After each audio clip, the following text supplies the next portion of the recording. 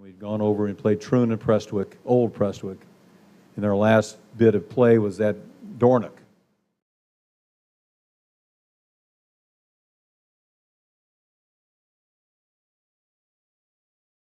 In the morning, we teed off at 10 o'clock in the morning, most beautiful day. Very little wind, sun shining, and we played a round of golf. And we got in, we got in a reasonable time and went in. Donald Grant was the historian for Royal Dornoch, and he had a reception for us. And we went in and we spoke and had a beer or two. During that hour, we left the golf course. It started to get cloudy, and then we looked outside and it started raining, and then the rain started going sideways. And about an hour into the reception, our glances both hit each other simultaneously. We looked at each other like that, and he said, "Are you thinking what I'm thinking?" And he said, "Absolutely. I'll organize the caddies. I'll be out there in 5 minutes." So we went back, got our golf clubs, and we, just the two of us and our two caddies, played in a driving rainstorm for 3 hours. That's all it took us to play 18. And I remember on the 16th hole, I turned to Sandy and I said, "Sandy, this is as much fun as I've ever been on a golf course. And you're beating me." And he did beat me.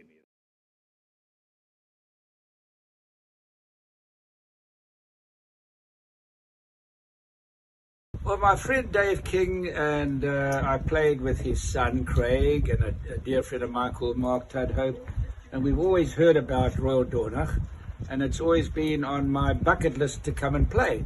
For some unknown reason, we've never come, and Dave and I decided we wanted to come and see this golf course, and we were so pleasantly surprised. It's one of the nicest golf courses I've ever played in my life, and I've probably played more golf courses maybe than any man in the world today. I've been a pro for 70 years, certainly traveled more than any athlete or any human more than around the world, and played a lot of great golf courses. But the hospitality was fantastic. The people here, of course, the people of Scotland are very dear. But the history that is attached to this course is something special. The whole ambience about the place, the little town. Now, I only hope you can get the Walker Cup one day, or the Scottish Open. I think the Scottish Open would be marvellous for them to play a Scottish Open here, so that people of the world could see this. We thank you for a lovely day, and as you say in Scotland, hasten ye buck.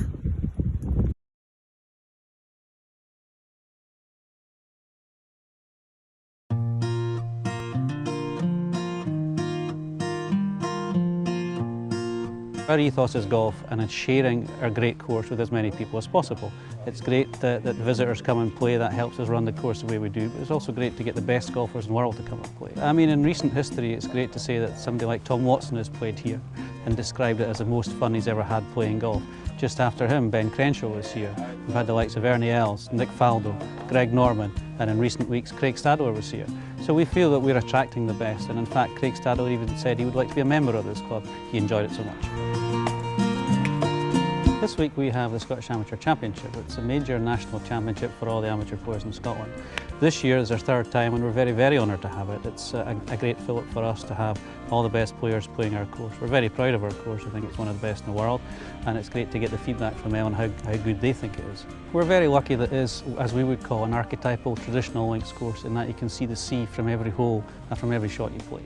It's a great test in that when it gets hard and firm and fast, the ball runs everywhere, but the trick is in the greens. You're never going to lose too many balls playing at Royal Dornoch, but you still have to be on top of your game to get the ball in the right place to attack the flag. Should you miss the green, the ball runs off into the bunkers or the many gathering areas that are around about the green. It's a fantastic course to play, a great shotmaker's course. When the wind blows, it really is fantastic. The course follows the wind all the way out, and then you battle the wind all the way back. So you have to be in control of your golf ball, both the flight and the shape, to make the most of the course here. The Struy course is our second 18. We had it revamped about 10 years ago by Robin Heisman, and we now have a full, don't want to use the word championship, but it's a proper 6,400 yard golf course. It's a different challenge altogether. In fact, the fairways are a bit narrower, greens are a bit flatter, bunkers maybe not quite so deep. It's more of a friendlier course for the average golfer, and it's a great place to play. We were lucky last year that it was rated the 50th best links course in the UK by Golf Digest magazine. So what we're trying to do is encourage more people to play it because it's not as tough a test, but still a good, fun game of golf.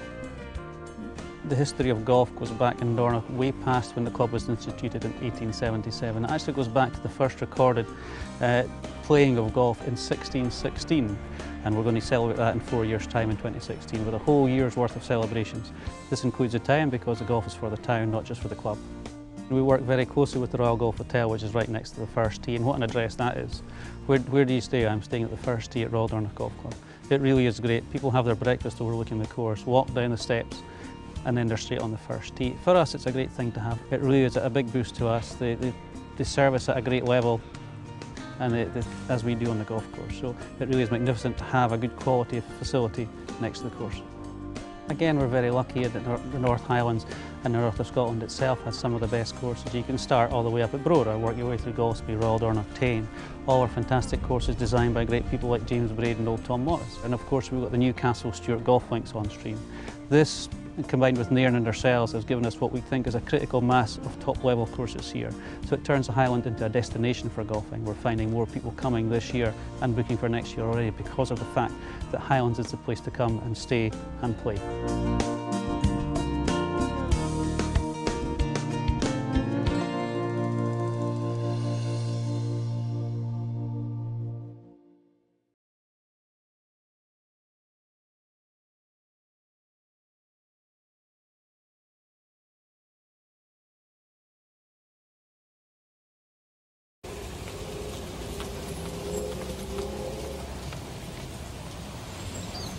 About this town, there are the fairest and the largest links anywhere in Scotland.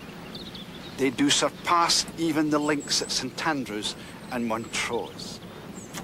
That's a tremendous quotation dating back to the early 17th century. I'm actually, in fact, the minister of the cathedral, and the cathedral and the golf course are so closely linked, and they've been so for centuries. In fact, it was the priests who came to Dornoch, having been trained for the priesthood at St Andrews. They came here in the 16th century and they saw these glorious links lands. And having learned the game of golf in St Andrews, they decided to play it here. The golfers of Dornoch are ready to fight, but woe to the foeman who holds them to light. Their weapons they wield all so deftly and free. Oh, be wary, ye wights from the south country.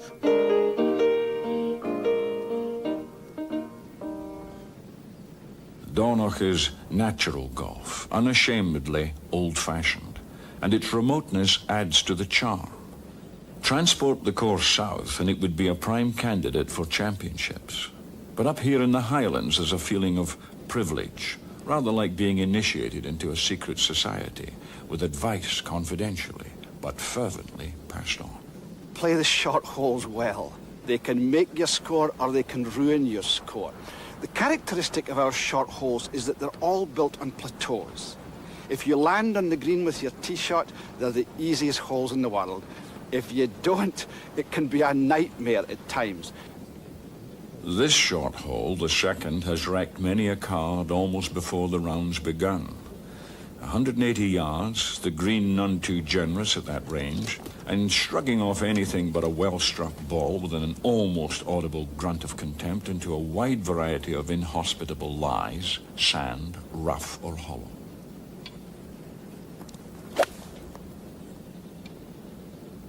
Well, that seems to be the right club you've got, Richard, anyways. Homing in on the flag, yeah. Oh, very close, aye, very good, aye. It's just a bit you can't put. They're a different, independent breed in the Highlands.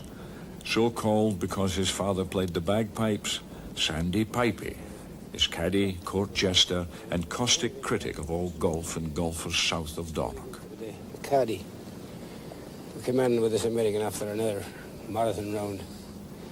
And he turned around and he said to the caddy, "Well, son," he says, "are you tired?" He says, "No, homesick." To Sandy, every Dornoch hole's a gem. But the best? I like the 5th, the 8th, great holes.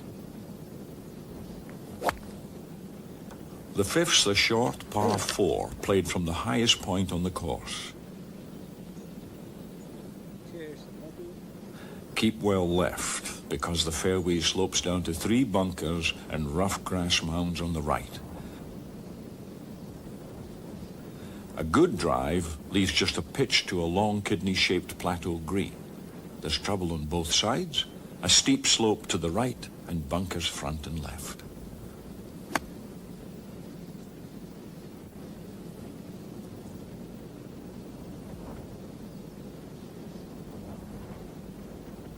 The 8th is a similar length, but different in character. The main hazard's an old quarry on the right.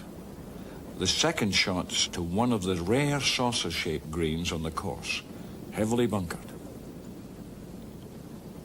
But the most famous hole's the 14th, called Foxy. There are no bunkers, and it doesn't need any, because like its namesake, it's cunning. At 438 yards, it's naturally a par 4, but it doesn't always play like one.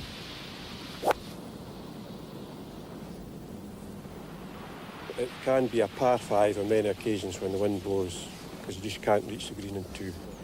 And a good drive is essential. But the main shot of the hole is the second shot onto the green, where you aim onto a narrow, long green at right angles to the fairway, which is not the obvious way to have put it. It doesn't run to the fairway, and it's a very difficult green to catch. When they designed the hole, it was designed to draw the tee shot and fade the second. And see if you get a par at this hole, you pick up a shot on the field. Today, though, John Innes has put his ball in the perfect place, giving him a clear shot to the flagstick. The trouble is, though, that there's not much depth to the green where the pin is to hold an approach shot, which comes in, as they say, hot. And that's why he's played the soft fading shot.